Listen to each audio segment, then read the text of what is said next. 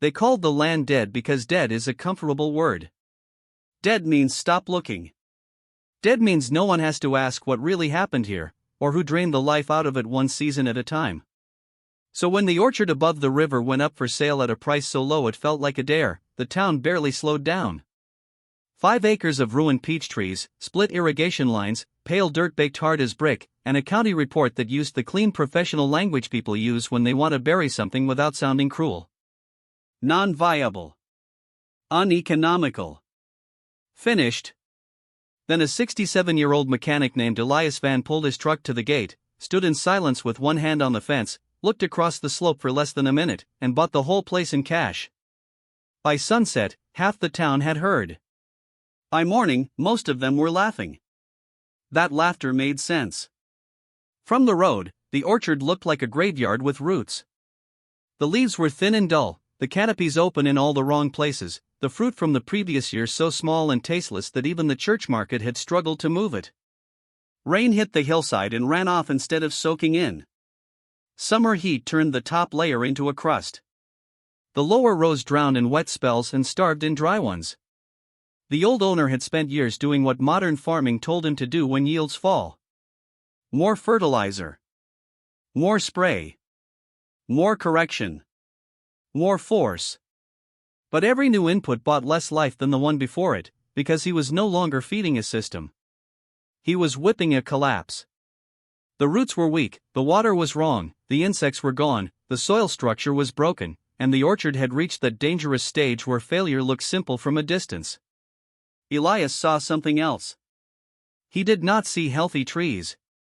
He did not see an easy recovery. What he saw was a mistake in diagnosis. The land was not dead. It was disconnected. Starved. Silenced at the level most people never bother to notice. That was the hidden system beneath the whole story, and beneath far more than orchards. People think food comes from crops, but crops come from relationships. From fungi trading minerals for sugar. From roots breaking pathways into hard ground. From ground cover cooling the surface. From insects moving pollen. From water entering slowly instead of escaping fast. From decay feeding growth and growth feeding decay. When those relationships vanish, the visible thing fails last. By the time the tree looks sick, the real collapse has already happened underground. Elias understood that because he had spent 40 years rebuilding engines in a sheet metal shop behind his house.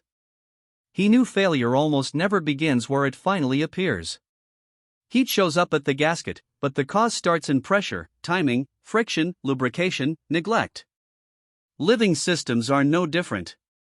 So while everyone else saw 5 acres of bad trees, Elias saw a broken sequence. Water mishandled. Soil stripped bare. Biology shut down. Roots trapped above compaction. And because he saw the sequence, he knew the repair would have to happen in sequence too. That is the part nobody likes. Hidden systems do not reward urgency. They reward order. In the first weeks after buying the orchard, Elias did almost nothing the town would recognize as progress. He did not bulldoze the rows. He did not bring in miracle products. He did not make speeches about regeneration or sustainability or the future of farming. He walked. He dug narrow holes in different parts of the slope. He filled glass jars with dirt from the ridge, the center rows, the lower wet edge, and the hard patch near the pump house. He smelled them after rain. Crumbled them in his hands. Watched how they held together, or didn't. The county men had looked at the orchard and asked what it could produce next season. Elias asked what had stopped moving beneath it. He found a hard layer 8 to 12 inches down in much of the property, roots circling above it like trapped wire. He found lifeless surface crust where there should have been softness. He found runoff scars, poor infiltration, signs of chronic overexposure, signs of starving soil life. And once he knew what the orchard needed, he made the decision that changed everything. He stopped asking it to produce. Most people ruin recovery because they demand results from the thing they are trying to heal. Elias did the opposite. He gave up the short-term crop and used the orchard's next season not to harvest peaches, but to rebuild the conditions that make peaches possible. He seeded the alleys with clover, rye, radish, and buckwheat. It looked messy, which made people trust it even less. But he was not planting for appearance. He was planting roots where the orchard had none. Nitrogen where the soil had been starved. Penetration where the ground had sealed shut. Shade where the sun had been sterilizing the surface. He wanted biology back. He wanted water to slow down. He wanted the land to begin breathing again. Then he rebuilt the water, not by replacing old lines exactly as they were, but by redesigning the slope as a system. The original setup had pushed everything downhill through cracked pipe, overfeeding the bottom rows and depriving the upper ones. Elias split the orchard into zones, added smaller holding tanks at different elevations, regraded the runs, replaced the worst lines, and turned irrigation from a blunt force habit into a measured response. It was not flashy. Most real turning points aren't. By the end of that first summer, the orchard still looked rough enough for skeptics to feel safe. That is the danger of shallow observation. People assume visible change is the first change. It usually isn't. The first year, the important work happened in darkness. Cover crop roots punched channels through the hard layer. Mulch moderated heat and preserved moisture. Microbial life began returning to the topsoil. Rain started entering instead of fleeing. By autumn, Elias could sink his hand into places that would have fought him months earlier. He found the first earthworms under the northern rows and wrote the date in a small notebook. That meant more to him than any market projection ever could. The next winter, he selected the trees worth saving and ignored the false romance of rescuing everything. Some were gone. Some were mostly gone. But enough still carried living cambium to justify the next step. On his own property, Elias had an old peach tree planted decades earlier by an uncle who cared more about flavor and resilience than commercial perfection. It bloomed later, survived erratic springs, handled local soil well, and produced fruit in a long picking window instead of all at once. Elias cut scion wood from that tree and, when spring returned, grafted it onto the healthiest trunks in the upper block. People laughed harder when they heard that part. To them it sounded antique, almost superstitious. An old man with a knife, trying to save a failed orchard with cuttings from an old backyard tree. But hidden systems always look primitive to people who only trust expensive solutions. Elias knew he was not grafting nostalgia onto failure. He was matching living genetics to living root systems in living soil that was finally recovering enough to support them. Year 2 brought the first signs visible from the road. Darker leaves. Stronger extension growth. A little more shade on the ground. Pollinators in the flowering strips. Still nothing dramatic. Still not enough for headlines.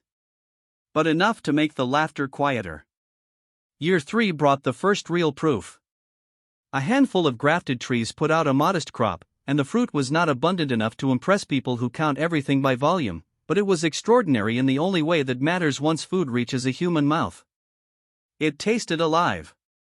Elias sold those peaches from the back of his truck at the Saturday market, and they disappeared faster than prettier fruit grown on larger operations. That is another law hidden inside the food system: when the growing system heals, quality often returns before scale does. Flavor returns. Density returns. Shelf life improves. Waste drops. Buyers come back. One small recovery starts paying for the next layer of repair. So Elias kept going. He expanded the cover rotations. Brought in chipped wood for deeper mulch. Let sheep graze selected alleys after harvest to cycle fertility without overloading the ground. Installed owl boxes to reduce rodent pressure without poison. Widened insect habitat. Composted orchard waste instead of exporting every scrap of nutrition off the property. Nothing worked alone. That was the mechanism. Each repair reinforced the next. Better cover improved infiltration. Better infiltration strengthened roots. Stronger roots fed stronger canopies. Stronger canopies cooled the soil. Healthier soil supported better bloom. Better bloom supported better pollination. Better fruit created better cash flow. Better cash flow funded more restoration. What looked like a miracle from outside was actually compounding.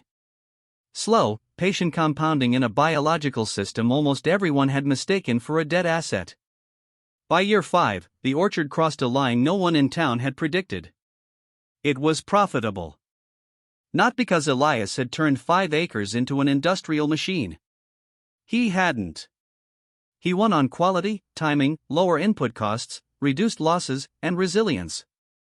A dry summer hit the county and stressed larger operations that depended on constant water and increasingly expensive correction. Elias's orchard held moisture better. A wet season followed, and where other rows sat in trouble, his ground absorbed and released. That is the deeper result of repairing systems properly. Not just higher output.